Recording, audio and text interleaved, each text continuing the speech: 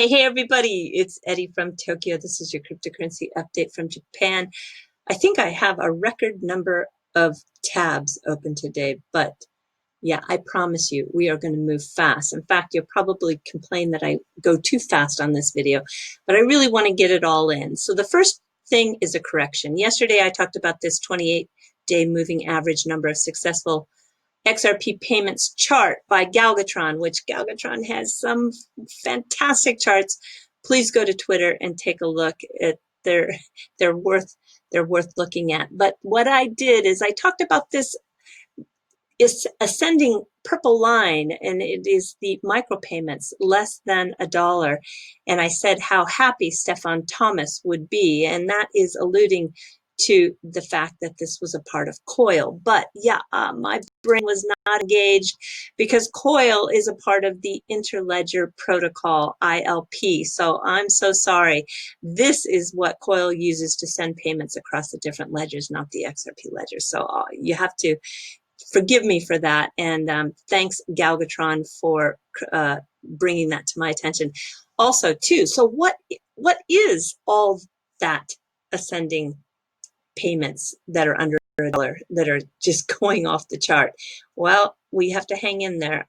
Galgatron has a theory, but we need to wait for a little more research. And if his research is correct, well, gosh, it's kind of exciting. But I won't say anything until it's officially been confirmed. All right, there is the second quarter fiscal year 2019 results out by SBI. These were released yesterday, and thanks to Bank XRP, we have an easy access to the presentation in English, and I'll put a link to that in the description below. It's an hour and 42 minutes long. Now you're probably thinking to yourself, oh my gosh, I can't listen to that. Well, it's actually about 20 minutes shorter than most of them have been in the past. Most of them have run just a little over 2 hours. But I know most of you are not interested in all the details. However, I can tell you it's really, really a good presentation. There is so much information. But if you're an XRP holder and just want to have the high points on what does it mean for XRP, then that's what I'll do in this particular video. A plan was revealed to expand the XRP use with the on-demand liquidity for the SBI Remit money transfer service. That's not a surprise. It's at the 54-minute mark.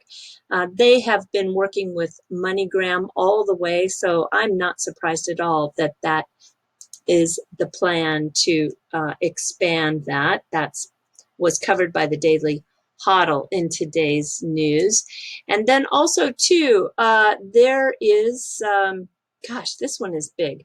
There is still the ongoing capital investment happening for the global expansion of MoneyTap, and that is in the process. Ripple will become one of the shareholders, and this is going to help support that global expansion. When we take a look at the slide presentation, we can see here that 30 banks thus far have invested. This is a matter of people who are putting money on the table, skin in the game, and they want to join. In fact, there are multiple people who want to join, and it is because of the benefits. Also, Mr. Kitao is making it so that there is no connection cost, so it's a win-win for everyone. And I'm going to tell you something else too. This is the first time that I've seen MoneyTap part of the presentation so early. This is page 56 of 159 pages. I've never seen it in this beginning portion of the presentation, and you can see the couple of slides. It's a big deal. It is central to the ongoing development, growth, and focus of SBI. It really is central to their energy. And also, SBI believes that it will look to Europe as the first place to deploy the security token offerings. That is interesting. And in regards to China, well, we know now that the Central Bank of China is going to issue their own digital currency. And Mr. Kitao thinks it also is probably impossible to follow Facebook's Libra all the way. With all of these global digital currencies, yeah, the whole space is changing, and it's changing in a way that maybe even central banks could be eliminated. We just don't know. We just don't know how everything is going to shape up. It's at a real crossroads right now, and the steps that are taken, or the strategy or the plan that is used to execute on how to counter the digital renminbi, for example, it's just, yeah, it's anybody's guess right now. We don't know. I think it takes a little more time to really get the lay of the land. SBI was always known as a securities firm, but not so much anymore. Less than 30% of the business is really in that sector. There is more of a focus now on high tech, fintech, blockchain, and AI. So I just love it. You know, he is really moving with the times. When you compare a big securities firm like Nomura, who is they are not growing at all. This man is really a maverick. Also, he is going to be a special advisor to China for blockchain. He is also an emeritus professor at one of the universities in China, and he did say that the timing is right now to make investments in Chinese companies. So I think that is something you're going to see a lot more of over the course of the next couple of years. Also, he talks about doing a mutual fund. And the mutual fund, he still needs help from the financial service agency here in Japan, but I think he has plans, according to what he has talked about, to incorporate cryptocurrencies. Just still, I think it's in the beginning concept stages. Okay, Japan is going through its FATF assessment, which started on Monday the 28th. It takes 3 weeks to finish. And the last review was done 11 years ago in 2008, and the results were poor. I think this time Japan will show that they are doing a better job when it comes to money laundering prevention.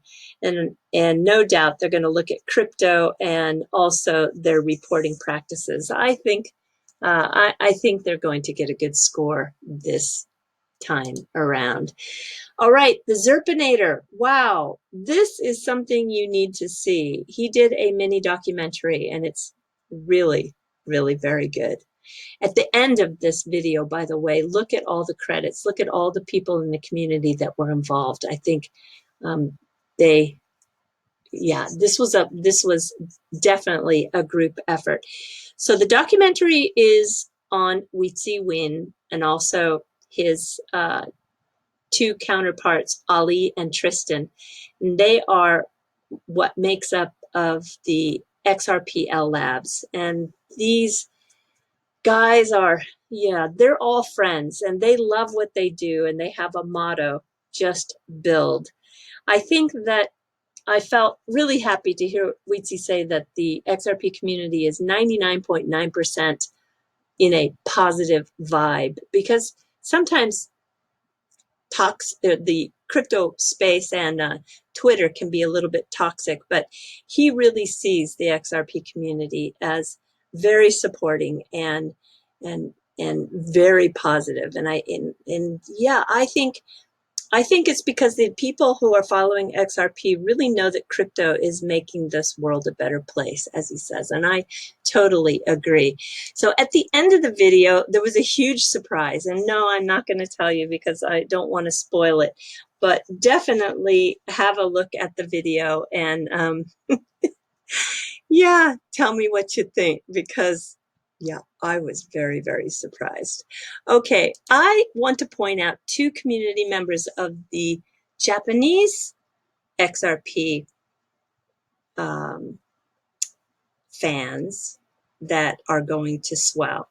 And I just can't wait, because I haven't met these people, and they are, especially Giant Gox. He's a legend among the community here in Japan, and I just can't believe I'm going to be starstruck meeting this guy. And also there is twins Naoki. So Naoki-san's going to swell as well. big people in the Japanese XRP community. And I'm so excited to meet both of them. And what a great time I'm sure we're all going to have. On the agenda at Swell, there is the second day, which looks very, very interesting. Starting at 11 o'clock, there's a topic called Global Payments That Finally Work, Ripple. And then at 11:30, there's the topic From Zero to Global Instant, what is it? From Zero to Global. Instant payments using digital assets. And that's with Mr. Holmes, the CEO of MoneyGram. How wonderful this is going to be. I think we're going to learn a lot about the on-demand liquidity, ODL. And you can see here that Mr. Garlinghouse said that Ripple's main focus is to solve the banking liquidity problem for cross-border payments, and it is proving a successful business model. And he says, and I quote, "It's going really, really well."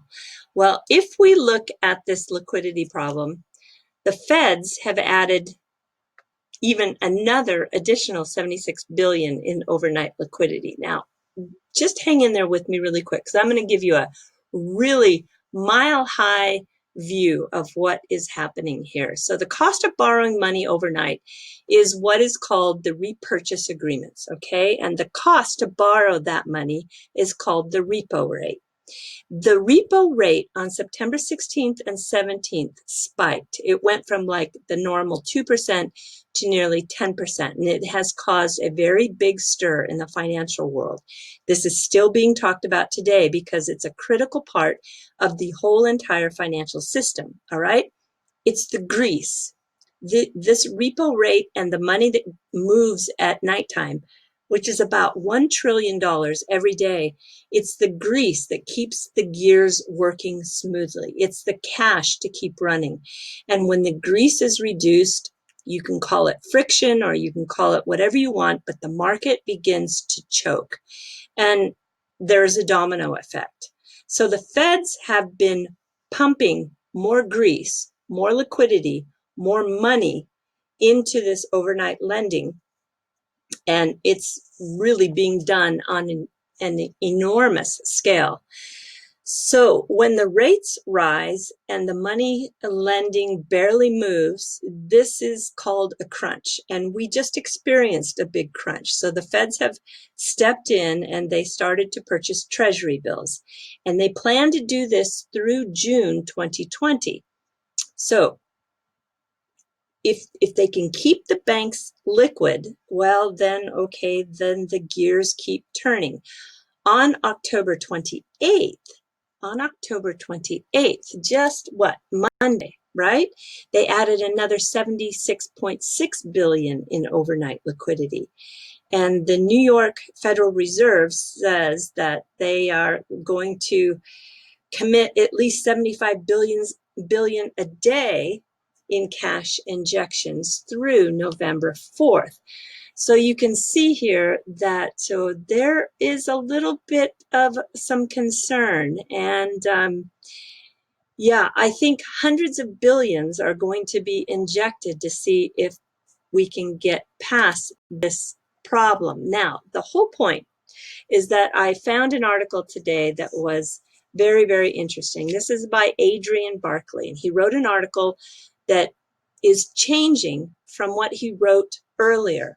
Earlier in the year, he discussed how Bitcoin might surge during a global recession, because if we are really going down that road of a global recession, everybody always wants to know how that's going to affect the crypto markets. So today, he decided that it was time for a different angle. He thinks that in a financial crisis, banks struggle, of course, to stay above water, and it's the liquidity challenge. It's not only on-demand liquidity that MoneyGram has discovered, but Adrian thinks that the Ripple technology and the tools that they provide will allow banks to perform transactions cheaper and faster, which is why he thinks Ripple will really thrive in a bad global recession. Okay, everybody, I'm jumping to the fluff. I want to talk about the Shuri Castle in Okinawa. It was the residence of the Ryukyu kings before Okinawan Islands became a part of the Japanese domain in 1879. The kingdom or the castle was built actually on a site originally 500 years ago, and the castle became an UNESCO World Heritage Site in 2000. It is really one of the biggest tourist attractions in Okinawa. You can see that in this picture how large the castle was. I know I let out the word was because unfortunately, I just want to show you one more beautiful picture. This is the view from on top of the castle grounds, but they did have their candle lighting over the weekend, which is a yearly event. But last night at about 2:40 a.m. in the morning, it caught fire and the main hall was destroyed, and also the north and south halls. It's just really a huge, huge loss. And there is already a lot of talk about how they're going to build and restore and renew it. And I have no doubt that they will. And I wasn't trying to leave you with a sad story. Actually, I wanted to bring in the opportunity to discuss this concept in Japan that's called Ichigo Ichiha, meaning one life, one meaning. And the 4-character idiom is a concept for treasuring every moment. And thus each moment should be thought of as unrepeatable. And I'm sure a lot of people who have visited that castle are feeling like they experienced Ichigo Ichiha. It's linked to actually Japanese tea ceremony. So you are to always live your life like this is the moment. And I think in the West, we might say something like, you just can't take things for granted. So if you take this concept, I think that you will find that every moment is special. And there's the 3-star Michelin chef, Masa Takayama in New York City. He was really good friends with the chef Bourdain. What's Bourdain's first name? Oh my gosh. Anthony Bourdain. And the two of them have one of the most beautiful videos out there. I think you can find it on YouTube because it's from one of the episodes. And it's where Masa is having a dinner with Anthony. And he talks about this concept of Ichigo Ichiha. It's really a beautiful moment. So I want you to do your research and also take away this moment to be able to treasure all your moments to come. All right, everybody, do take care. Sayonara for now. Bye-bye.